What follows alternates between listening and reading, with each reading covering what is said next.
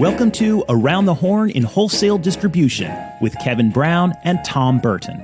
Sponsored each week by LeadSmart Technologies, Tom, Kevin, and their guests review the news of the week and dive deep into the topics impacting manufacturers, wholesale distribution, independent sales agents, and the global wholesale supply chain.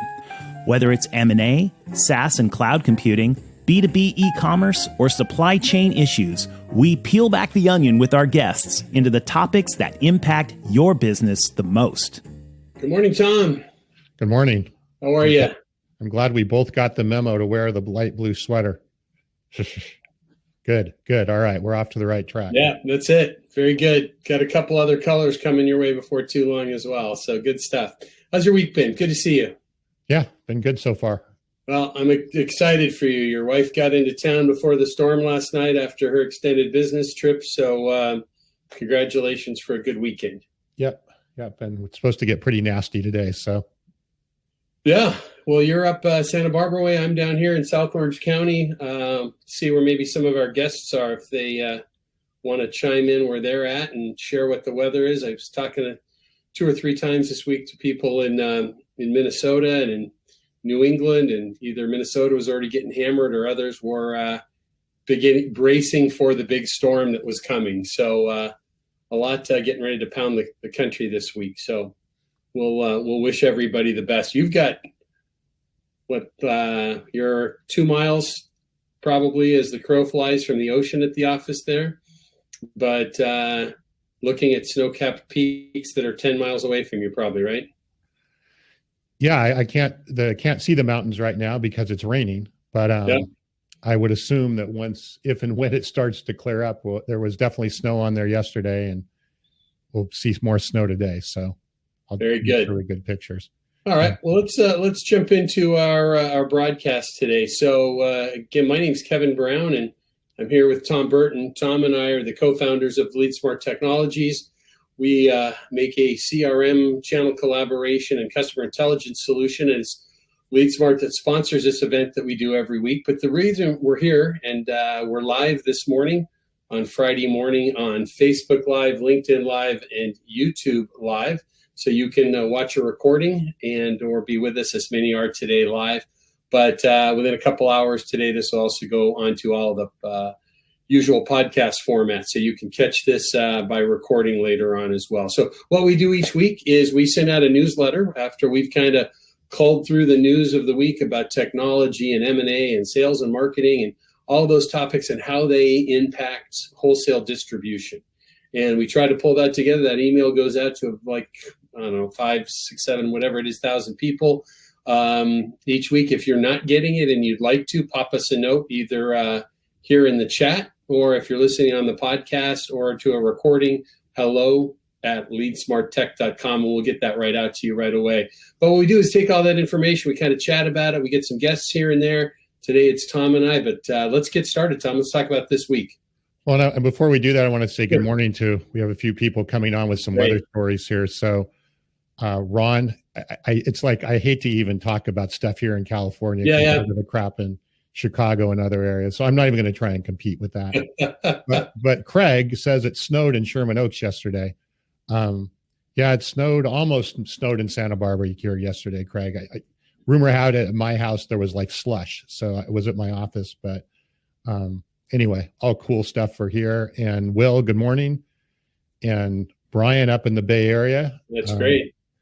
And we have a first timer, Mike. So good morning, Mike, welcome. Mike's in Minnesota. Chatted with him earlier this week, so we're happy to have Mike. So we're not going to be able to compete with Mike and his weather either. So. No, he's probably got it. In fact, RP's weather in Chicago is nothing to what the Twin Cities got hit with. So it's good to have you folks here today. One of the things we didn't mention is we get a lot of great comments from people that we have met in wholesale distribution, maybe worked with in the past or gotten to know. And the best way that we can get this out and share this with other people is if you do that for us. So if you're watching on LinkedIn, you can click the like and the share button. Same thing with YouTube Live or Facebook Live.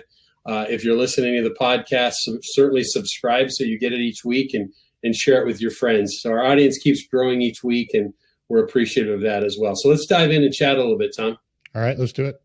Yeah. So, interesting, this whole concept here of dark warehouses and robots and so forth. So we don't want to spend all that much time on this today, but it is kind of an interesting article thinking about, we talk so much about technology and how things are changing so quickly in wholesale distribution that it is kind of interesting to look at what's going on in the world of automation. One of the things that this article really talked about that I noticed was that manufacturers specifically are looking, and distribution companies are looking so much more at robotics because through the pandemic and afterwards, we've had so much difficulty with labor shortages. In fact, this article talks about the average warehouse worker salary is $43,800. So there's one, they're hard to find. Two, they're expensive. So robotics into warehousing is growing pretty quickly. Yeah, and it's not an area I know a tremendous amount about, but I'm wondering, I find we talked last week about getting packages from Amazon. Yeah. And I don't know. And more recently, I've these big boxes show up at the house, like big, huge boxes from Amazon. I'm like, what the heck did we buy here?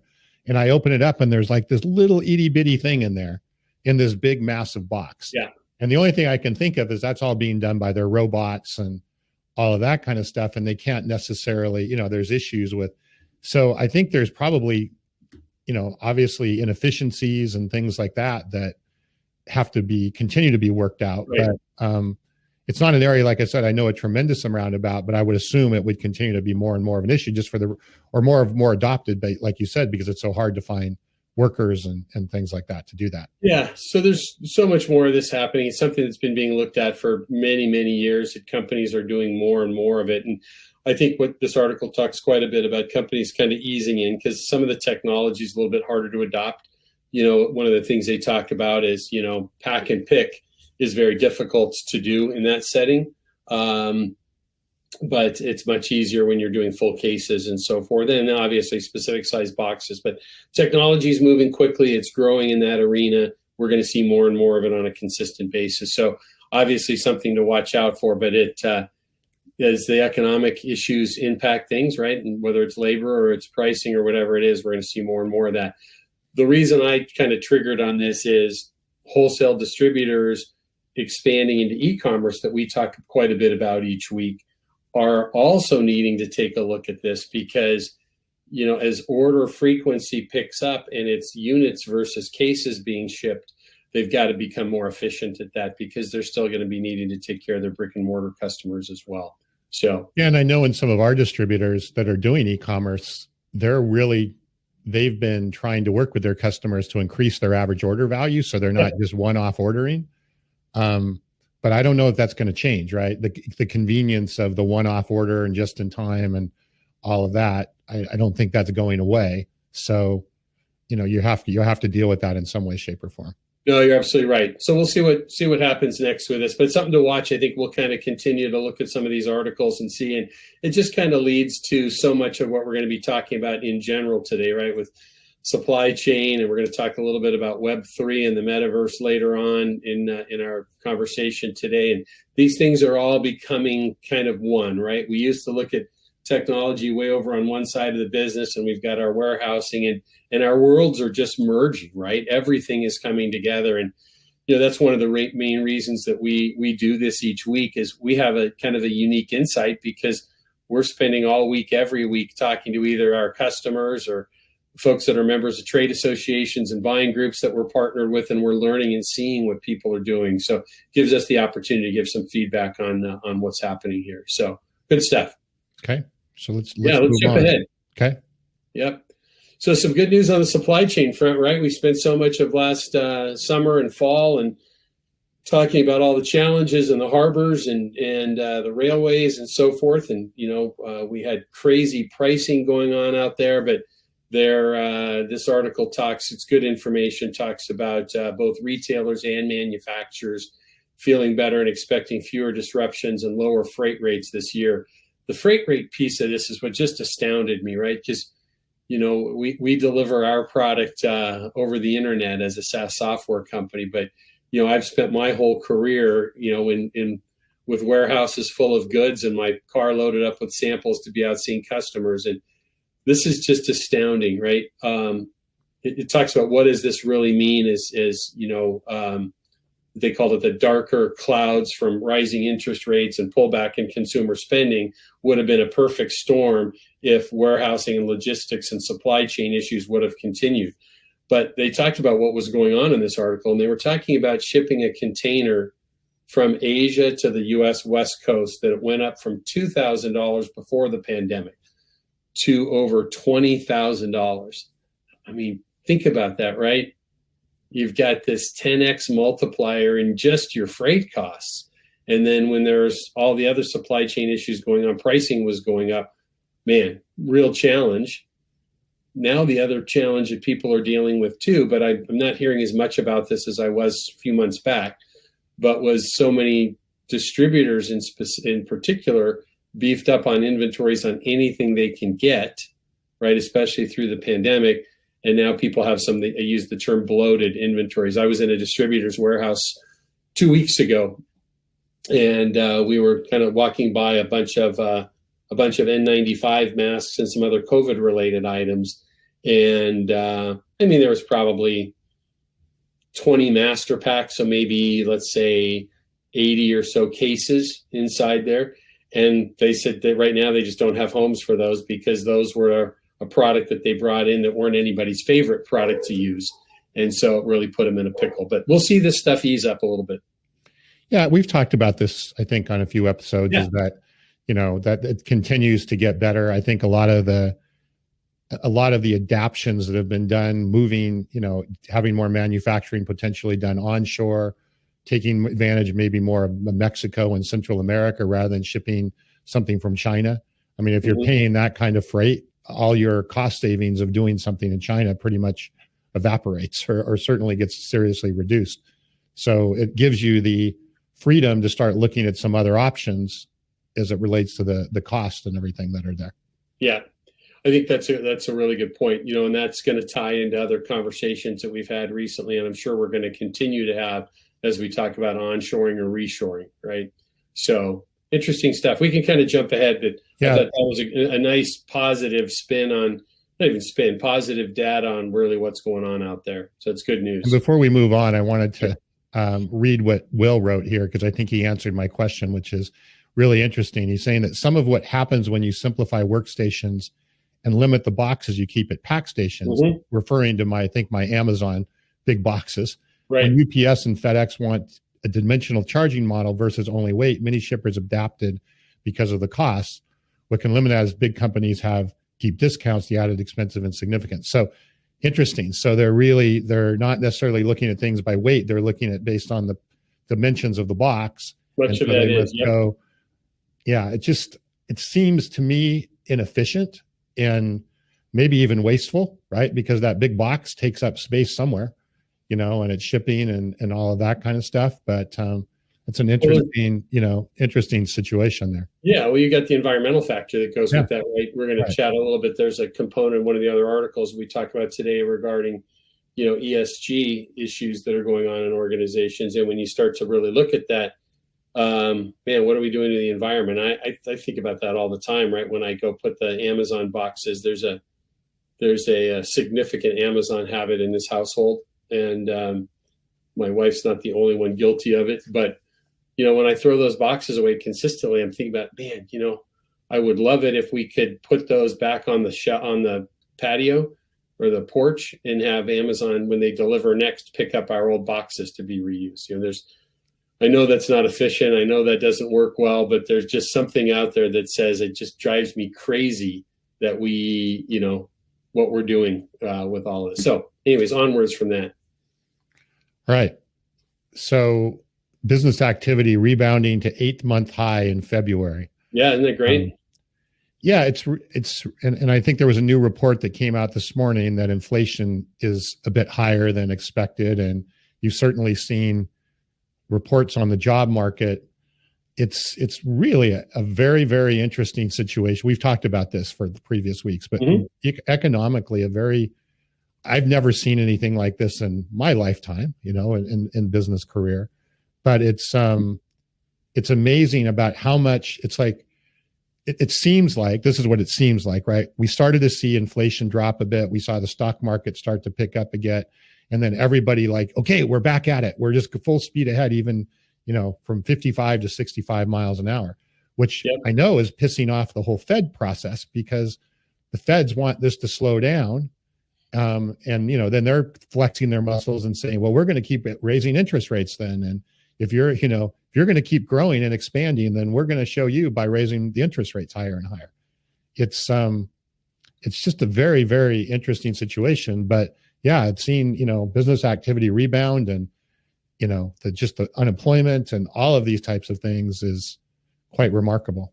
Yeah, there's a quote in here that kind of ties into more of what we've been talking about. And it's the article, this is from the chief business economist at S&P Global Market Intelligence. And he says, despite headwinds from higher interest rates and the cost of living squeeze, the business mood has brightened amid signs that inflation has peaked and recession risks have faded.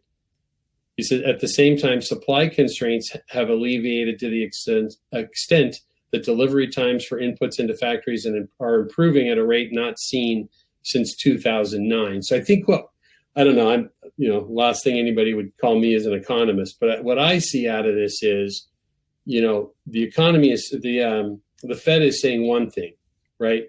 Wall Street is saying something, bouncing up and down in trying to anticipate that.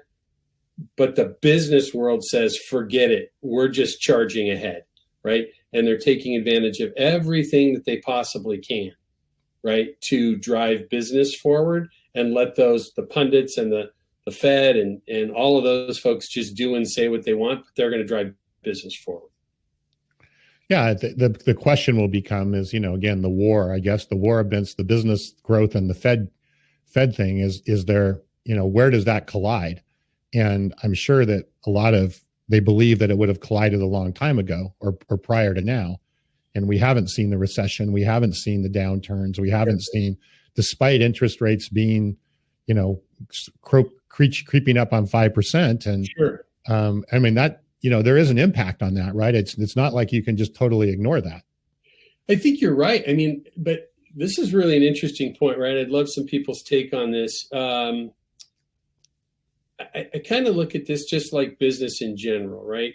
We have a way that we've always done things. And we talked about this a bunch last year, Tom, with some of our guests that we've had on as well. It's like, we're using, and this is when everybody was, third quarter huge panic about recession, maybe second quarter as well. Much lot different feeling than what we have today.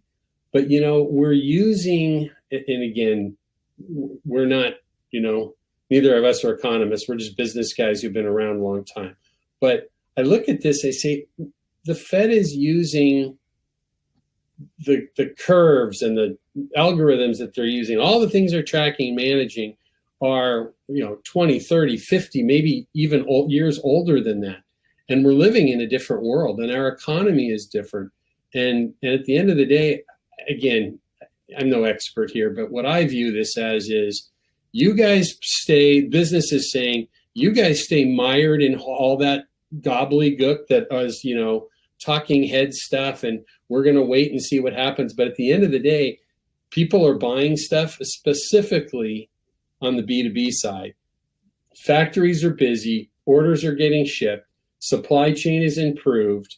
We have all of these things we've talked about earlier, and people are kind of saying, I don't give a rip about what you guys are doing because I'm going to overcome interest rates.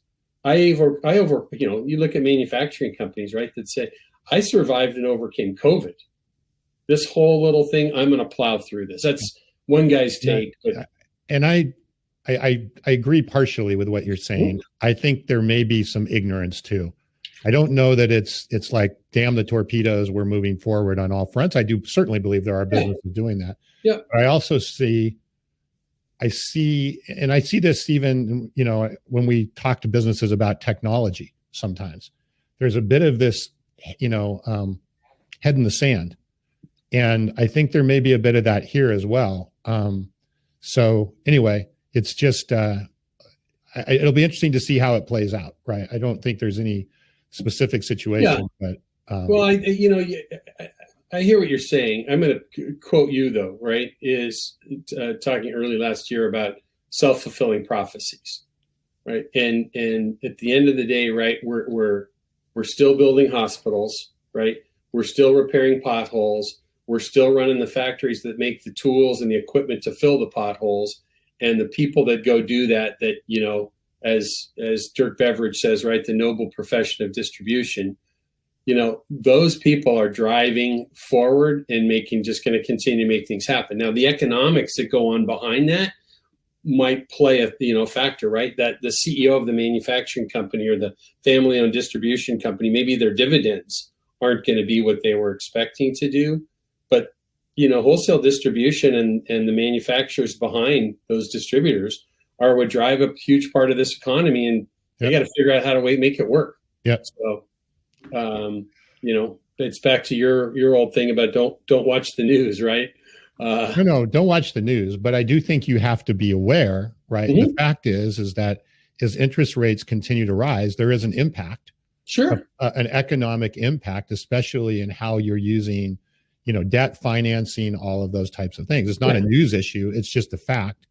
And you have to be aware of it. And there is going to be impacts, or potentially there can be impacts. Yeah. And I don't think the consumer has really accepted that. You see high levels of debt on the consumer side. Sure. And there's, but I think there's also a bit of that on the business side, that it's been a little bit of just, it's not my problem right now.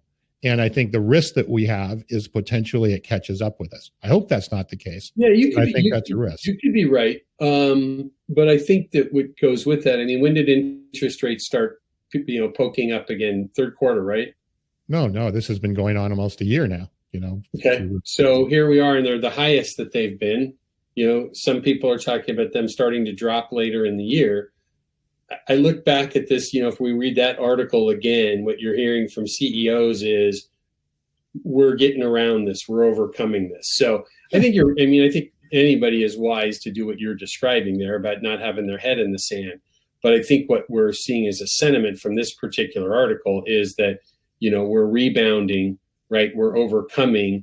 There's factors of things that are better. No, we're really resilient, right? And business has been super resilient. And I think that's amazing, right? Yeah. And I'm, I love that from a business perspective. Sure. But I also think it's really important that we, as business people in general, right, are not just ignorant to what's going on at the same time as well, just because we may not be feeling the effect right this second. Yeah. And there can be, definitely a downstream impact. And if the Fed keeps flexing and raising and, doing the things that they say they're going to do, then, there is going to be, I believe, a crash somewhere in the middle, right, where we're going to butt heads, maybe is the right word. Yeah, but I think how that plays out, who knows, right? Yeah. Well, I think that you could be right with that. I think the good news about that, right, is that you talk about, wholesale distribution and the manufacturing that feeds wholesale distribution. These aren't 5-year-old tech companies that are trying to figure it out, right? No. Many of these companies have weathered this storm. Yeah, they've weathered a lot of storms for sure. Yeah. Yeah. So let's just keep watching this, and we'll keep talking about it. Right. So why don't we jump ahead? Yeah. Before we move on our thread here of Amazon boxes, which I think is the most important topic we've had today. Yeah. Everybody feels it. Right. So Ron was saying is that, the product information may not be correct, and the system just takes what's in the system. So when I order a pencil, right, it may think it's a big box of something else. And then, and he says customer impact is significant, which is interesting, and cost of dunnage is there.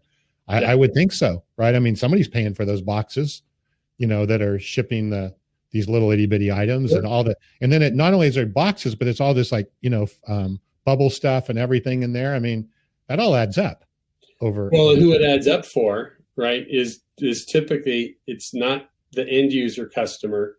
It's never Amazon. And you and I have both had experiences of selling through Amazon, and it becomes the person supplying Amazon that ends up, having higher fees and so forth that goes with it typically. And, RP is definitely somebody to comment on this, because he retired last year from one of the largest B2B wholesale distributors out there. And so he's seen all aspects of that company in a long career.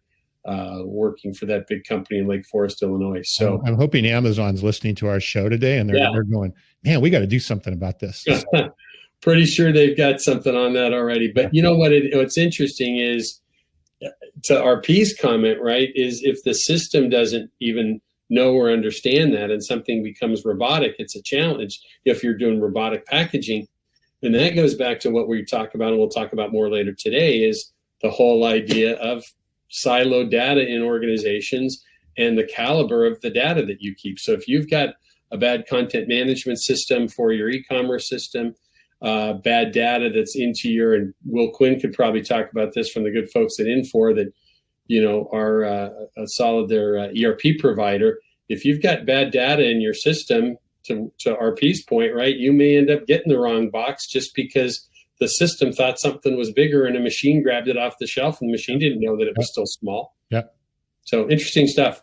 All right. So we'll talk about these 5 predictions real quick. Yeah. What are the 5 predictions? Well, I think the first one, we mentioned this a little bit earlier today about getting smart about ESG, and we hear ESG all the time, but we don't really recognize sometimes what that is. But it talks about environmental, social, and governance initiatives within companies. So I think we've got a changing world around us. We won't get into politics or woke people or the greenness and melting ice caps and so forth, but companies are being, pushed, whether it's by board of directors of privately owned companies or shareholders and board of directors of publicly traded companies, to really get clear and defined on the initiatives you have. What are you doing to protect the environment? Back to what we were just talking about waste with packaging and so forth.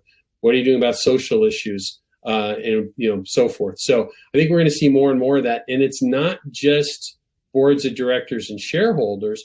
It's channel partners as well, right, that are expecting that. So, in the past, a good example back to, our friend RP here is that, the company that he retired from has expectations of their vendors about how they treat their workers and, how they're packaging things and so forth. And we're going to see more and more of that. So that was number 1. Number 2, digital twins playing a major part.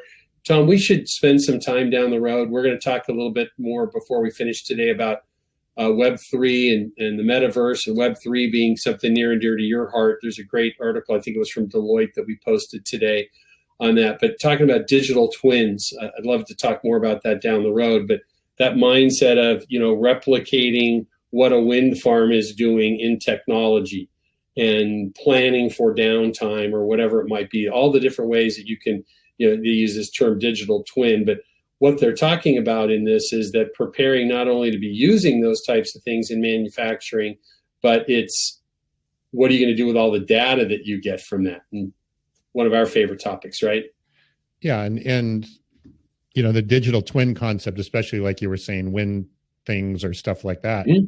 You'll be able to predict maintenance needs. Sure. If you look at even, some of the stuff in the power, right, that the electrical companies and all the stuff they've had problems with here in California, mm-hmm. with their power lines and their systems and the fires that have been created and the lawsuits and all of that kind of stuff. Right. A lot of it was caused because stuff was, in need of repair. They didn't know it, or they didn't, one way or the, sure. So no matter what that is, having that knowledge, proactive knowledge on some of these things, I think could be really, really interesting. But yes, the data then has to be, how do you use that data, and then how do you, turn that into business results? Yep, that's very good. I think, and we're going to continue to talk more and more about that. So the third one was weathering the macroeconomic turbulence ahead. It kind of talks about some of the stuff that we have been chatting about today. 4 was enhanced connectivity, means improved productivity. What are you doing with your tech stack? What are you doing with robotics? What are you doing with the software that your staff and team uses to manage your business? And what are you doing with data? And then, as we've spent so much time talking about in the last few weeks, about the continued increase in importance of AI across the business. So they've made a comment in there about AI that says by 2025, which is just around the corner, 40% of manufacturers will use AI to bolster business decisions. So I think we're my gut says that's going to happen faster. Yeah. So in this article, are they suggesting that the 5 things that you went through are kind of predictions of what are going to be key issues for the rest of the year in 2023? So these are moving forward, right? Be thinking about these things are going to start to have more and more impact on you today and every day. Right. And you better be thinking about these things moving forward. And it really kind of reinforces a lot of the topics that we've covered and we chat about with the group that we get each week together here. Okay, good. So before we move on in our ongoing conversation, Will is saying true. It sounds like he's backing up what Ron was saying is that the data matter, right? The dimensional data matters, and you can only choose the box if it has the right data. Guess what? On the information. So I don't know. It seems like the stuff I buy, they must have completely bad data on all of it, because the packaging it's not just once. It just seems more regularly too. The packaging is way out of proportion to what's actually in there. So a lot of factors with that. So maybe we'll get some Amazon folks on one of these days. See if we can get some feedback for that. I know a couple people that have recently left there that were fairly senior. Maybe we can get one of them on and at least chat with us a little bit sometime. Very, very, very important topic here in industrial. Well, you know what? But it is. If you think back to, right, what do we see every day, right? We've got climate change issues. We've got this ESG thing about, corporate governance looking over on what are your environmental policies and statuses within your company. Obviously there's something more behind this topic. It's everybody feels it, right? Packaging is a big issue, right? Mm-hmm. Yeah, now we've got just one way that you can see it, right? You can see it as the consumer, or you can see it as what's done there. So, but a huge trickle down effect, right? Sure. It's not just the box. It's then do we need more trucks on the road because the boxes are bigger, or more trips of those trucks and all of the things that go with that. So, takes up space. Yeah. So good. Well, let's kind of jump into the news a little bit. Some good news here. Rexel, huge electrical distributor, finished up a great year. I don't want to move too fast through these topics. I want to talk about this 80 initiative real quick. But Global Industrial, another solid year with challenging times. But what's kind of interesting is in this article, if you get a chance, read in the newsletter this piece about the center that for independent distributor leadership that AD has launched. It's kind of neat. One of the people that's driving this forward is Marty McLaughlin, the Chief Marketing Officer at AD. Marty's scheduled to be with us here on Around the Horn. I think Marty's with us second week.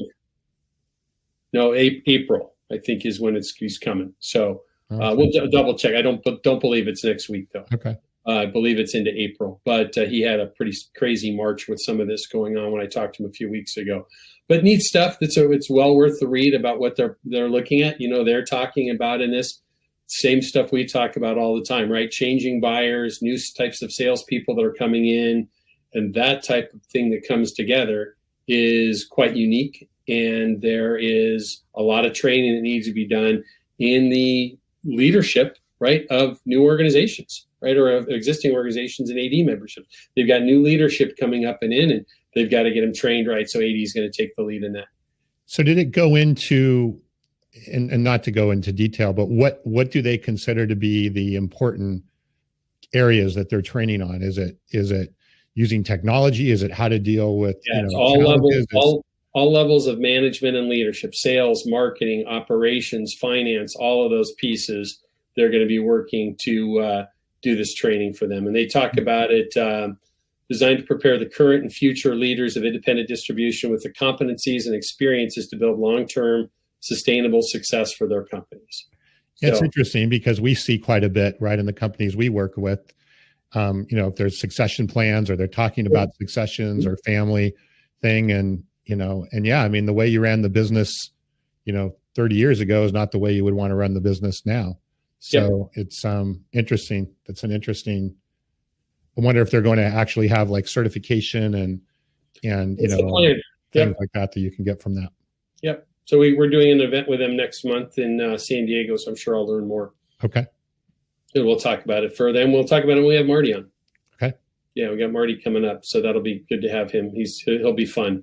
So good. Let's jump ahead and talk Metaverse and Web3 and all the wild stuff that's ahead of us. Yeah, I mean, I know we've talked a lot about AI, right, over the last several episodes. And as you know, if you listen to me, right, I believe that AI and Web3 are the biggest disruptive technologies that's going to make the most impact over the next few years. This article is an interesting one talking about the metaverse and Web3.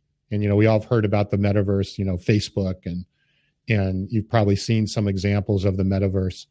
But think of the metaverse as just a virtual environment, right? So from a business perspective, almost like we were talking about before, where you were talking about the digital twin, the metaverse could be a way of doing this. But where I think the interesting, metaverse, you hear a lot of it with games and things like that currently in the normal world. But think about this, and I think about this with some of the companies we worked for that, had safety products and did fit testing and did other things that had to, take place for those products to be actually utilized. Think about if you can model that in the metaverse. And what's going to happen is that with AI, the characters, if you will, or the people, the digital, people in the metaverse are, and this is funny, you're seeing this in some games now, is you're actually going to be able to buy brains. You can take a brain and say, okay, I want to have a brain that has this knowledge and this capability. And you can start switching things back and forth and seeing how people potentially could react in the metaverse given a certain situation and all of that. So I think there's just, and then you go back to even sales and some of the stuff we were just talking about leadership and all of that, the amount of things that will be able to be emulated in the metaverse. And then even you talk about the ultimate what if. Well, what if they had this skill? What if this person really understood how to do this? And you can model that in the metaverse, see what happens, and then you can justify building those skills in the real world with people on how they're coming together. So the use cases are just endless. And this was a good article, but certainly a lot of opportunity. Yeah. So, let's kind of, Tom, one of the reasons I wanted to talk about this today and share this particular article, you mention Web3 all the time. So I'm going to give a quick metaverse example and then how that could play out into manufacturing and wholesale distribution. But after I do that, why don't you let's talk about Web 1, Web 2, and then what's Web 3, right? Because we say those things pretty off the tongue, right? Just quickly roll out of your mouth. You're a technology guy, computer scientist by training. We've got people that join us each week, both on the podcast that subscribe there and on our live events. Sure. I want to unpack those a little bit. So I want to and feel free. I'm taking some of this from the article and some of the other things I've read and some of our conversations. But, as you think about the metaverse, I love how you tied that back a few minutes ago to what we talked about, the digital twin, right? So I'm going to think about this, and I'm going to ask people to bear with me for a moment, because I'm going from my personal life. I'm going to use me as an example. From my personal life, we're going to go right into how this matters to wholesale distribution. So I now can, in the metaverse, have a digital, I hate using the term avatar, but I can have a digital presence, right, that knows everything about me. It knows exactly the size shoe I wear and the brand of shoes maybe that I wear mostly, that can interrelate across all other brands that say I should be buying this shoe there. And not only that, but by use of not just the metaverse, but cryptocurrency and the blockchain, I can say I did these purchases based upon these factors about me at this place, and that persona can move all around the world to anywhere I want it, whether it's travel, dining, clothing, whatever it is. That's my personal persona that can move across the metaverse. Mm-hmm. But now we take this in, and this article made a great example of this. And it says, if a consumer buys an exclusive digital item from their avatar, their own persona, like a piece of virtual clothing, they can go to a second service that will recognize their ownership and render it moving forward in other places. They said for enterprise, and I'm going to take this the next step to wholesale distribution and manufacturing, a similar use case might involve being able to invite users across the partner ecosystem into a shared immersive collaboration. This might mean reviewing 3D assembly of a prototype vehicle or inspecting a digital twin of a factory for performance enhancements. This is going to be huge when we start thinking about, and we have quite regularly people from 3M that join us regularly on our show here, as we start talking about that collaboration. And it's powerful for the conversations you and I have because of what we do at LeadSmart. We're already working with manufacturers, independent sales agents, and distributors to collaborate across our platform. Now, what if we had this digital metaverse where we have factory workers and their personas involved, and we have the factory where the products are being made and engineers, and all of these people are working in this same metaverse to make something better. So I wanted to kind of bring that use case up for the metaverse. That's great use case, and very appropriate, right? That is a very, we all will have a month. Was that my compliment for the month? Yeah, I guess we're almost done with the month. So yeah, we give each other one a month. So I'll take it. No, I think that's good. But we have to move out of that, this is Mark Zuckerberg and Facebook, and that's what my kids and my wife use, right? Yeah. Or, whatever. Or we have to be moving to that place that's saying, I'm an executive, I'm in leadership, and I'm thinking forward enough to these things are going to impact my ultimate user of my product and my channel partners. Yeah. And I mean, there's just so much to talk about here. But going back to, you wanted to talk a little bit about Web 1, 2, and 3. So the simple definition, Web 1, right? When it came out, you used the internet to get information. You logged on to your browser, you searched for something, and you got information. That's what it was for. So it was like an online brochure, right? That's basically how Web 1 started. Web 2 started to evolve when you had social media, and now you were able to communicate with other people, right? So you had communication occurring and social activity occurring, whereas before you just had, I'm getting information. It was kind of a one-way thing. In the Web 2 world, which is still very prominent, right, is those Web 2 capabilities were centralized and owned by a handful of companies, Facebook, Google, Amazon, whatever you want to call it, right? There's a handful of the big companies that have created and enabled that social communication. And the fact of it is they control it, right? If they don't want you on their platform, they can kick you off.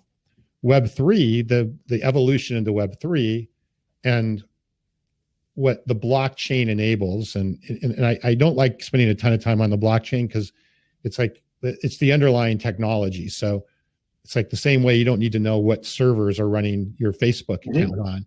You don't necessarily need to know what's going on from the blockchain. But what Web 3 is, which is enabled by the blockchain technology, is to now enable a person or an individual or a business to not just communicate, but to have ownership in what they're doing and participate in what they're doing. Great. What we just talked about was participation, right? Yep. And I think that, I know that's the big difference between those. And it'll be seen, right? The charter of Web 3 is to try and make things much more decentralized, so they're not owned by any one Facebook or Amazon or whatever. Is the idea to be liberating things a bit more so that things can happen without centralized control around those things, which then open up a much more, potentially wide open situation. Now, Facebook would argue, no, we're going to be the king of the metaverse. A lot of people are saying, no, we'll never let Facebook become king of the metaverse. Certainly. So, and in business, it could be Amazon thinking they're going to be the king of the metaverse, right? And Amazon has announced quite a few things recently about the metaverse. So it's obviously still early. It'll be interesting to see how it plays out. But regardless, the whole premise is ownership and participation. So, and a simple example would be, who are the people that are making Facebook money, right? It's all the people on there that are communicating, let's take LinkedIn as a better example, right? Who are the content contributors on LinkedIn? It's all of us. We put content on there. Does LinkedIn pay us for any of that? Do we have any ownership of that? Do we get any of their ad share? Right. I mean, YouTube does it some for some creator stuff, but think about that if you were publishing an article or a video or whatever, and you actually have some ownership of that and could actually even dictate, how it's used, and any of those things is not really possible in the Web 2 world. So that's the short answer. So let's kind of recap this in as we kind of get ready to wind down today. I just was going to read a couple quotes from this. It says Web3 and the Metaverse are poised to drive revolutionary advancement and technological breakthroughs, which could shape new forms of communication, innovation, prototyping, and community formation, and new business opportunities. The Metaverse and Web3 are powerful winds of change, and it closes with saying, if businesses wait too long, the landscape could shift underneath them. And I agree with that. I agree with that on AI too. It's like I was saying earlier, it's a little scary to me, almost to the point, the number of businesses that we talk to in wholesale distribution that are brushing off this technological revolution. Right. And to your point, right? Well, I've survived 50 years without it. Why do I need it now? Sure. And this is not a time, has nothing to do with LeadSmart or it's just, I don't like to see it, because you're going to see businesses that are going to put their head in the sand on this and find out that it's way too late. Yep. Because the competitive advantage for the business who does take advantage of this is going to be so massive and so widespread that it will easily be able to, trump some of the people that have maybe survived just fine over the last years, by just doing the same old. And this is not an area to be just putting your head in the same we were talking about earlier about the economy and all of that. It's just not a place to put your head in the sand. Doesn't mean you have to go hog wild. It means you better take some steps to understand it, look at it, build a plan in place, all of those types of things. Make decisions around knowledge. Don't make decisions around ignorance. And that's what scares me a little bit with some of the people we talk to. Well, I love it, the way you described it. I'm going to do one other quote out of this article. Right? This said, remarkably, one poll found that over half of people in 9 markets prefer to spend their time online rather than with other people in the real world. Okay. We can talk all we want and say, well, that's gamers, that's this, that's whatever, right? That's what comes to most of our minds, probably. That was a poll of broad people, not 23-year-olds in Seoul, Korea, or whatever it might be, right? This is what's real, and where we're at is, and we talk about this regularly here on Around the Horn, right? Is more than half of B2B buyers are millennials, right? Which would probably pretty easily translate into a similar number, if not more, of the incoming salespeople and employees that are going to be hired into wholesale distribution are millennials, maybe even younger, right? And they have an expectation of what goes on in their workforce, of where they're going to take a job. We had a very large wholesale distributor in the plumbing market in the Southeast tell us a few months ago that they've had a few recent job applicants ask them what the tech stack looks like in the company, right? And all that we're going to see is that's going to continue, but that's even going to shift to a place that says, what are we doing with the metaverse so that we can help our buyers? The buyers that are, again, I say this all the time, right? That use this little device to hail a ride to go out to meet their friends for drinks or order lunch to be delivered. I happen to have been on a construction site last weekend doing some volunteer work, and 2/3 of the people there half the people there had Grubhub bringing their lunch, right? It's astounding, but that's the change that we're going through. And I think what we're trying to promote in a mature industry of wholesale distribution, where people have done things the same way for a long time, that now is the time to at least be planning for these things, because these winds of change are here. Yeah, and understanding what's possible. Yeah. Right. And how to start moving in that direction rather than, again, just assuming it's. So I know we're running close to being out of time. Going down. This is just a good article about some concepts regarding good hiring, specifically in the sales side of things. They talk about, they have an equation in there that they talk about the person and the environment, and they've got a little equation that they talk about behavior, function, person, and environment. And I thought it was kind of a good read. One of the things that I'll tie into this, though, because it does tie into technology that we like to talk about, and in having sales processes, playbooks, and technology that can replicate those so we can see statuses and where customers are at in their life cycle and how to work with new customers. It says, the quote was, and it was from a book that they quoted in here, it says, pit a good performer against a bad system, and the system will win over almost every time. That's a great quote. Very true. Right? True. So you can take a high performer. Sure. I mean, think about that from an athletic standpoint, right? Sure. You take a great player and put him on an average team with average coaching, and he's going to play to that group, right? Yep, absolutely. So good article there. Upcoming events, we're looking forward to the AD event for their bearings and transmission division in San Diego. Love that it's in San Diego, 70 miles down the road. So next month, and then the big ISA event next in April, we're really looking forward to as well. Hey, Will Quinn, if you're still with us, if you're going to the ISA event or the AD event, let's get together and grab some coffee, right? Let's wrap up here with a couple things here. Yep. A couple last words on our Amazon conversation. Oh no, okay. So Amazon, Will, to kind of put the icing on that, saying, the cost to try and size millions of different SKUs and keep up with the dimensions is more expensive than the shipping cost differential. He's probably absolutely right. The impact we were talking about earlier about the environment and all of that, right. There's a lot of cost for that. I also want to share Craig, because Craig, we know, shares our passion of technology. So he says we're miles away from considering Metaverse in our tech stack, and we just need to get some more basics in that have been standard in other industries for years. Yeah, couldn't agree more, Craig. And that starts with looking at your data, right? And really looking at how you're using your data within the organization, because data ultimately will drive what you're doing with the Metaverse. It's going to drive what you're doing with AI, and having systems that enable you to actually track that data.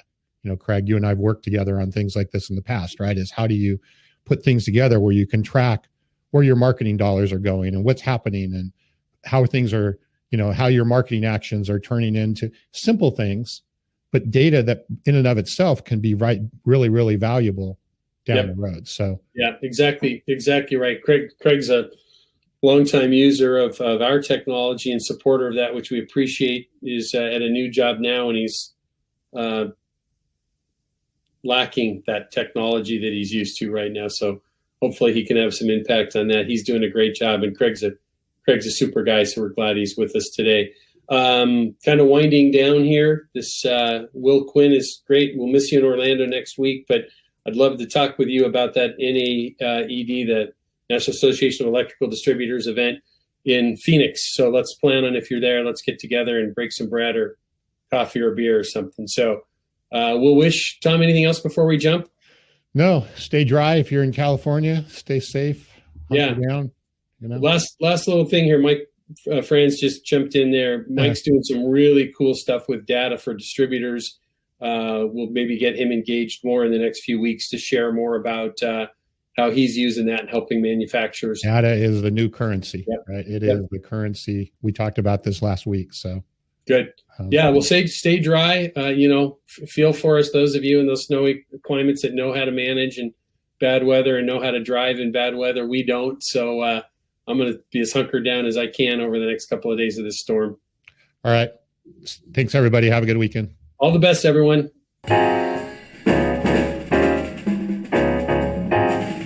We hope you enjoyed today's episode and our guests. Each week, we try our best to dig into the topics that are impacting your business.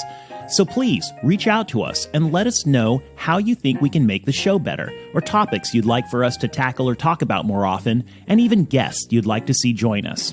We're looking forward to bringing you next week's session, and hope that until then, you stay safe, stay focused, and do great things. If you haven't already, please subscribe to the podcast and leave a review to help others in wholesale distribution get access to the conversation. And finally, please check out our sponsor, LeadSmart Technologies, and their manufacturing and wholesale distribution industry CRM, customer intelligence, and channel collaboration platform. That's LeadSmart Technologies at leadsmarttech.com.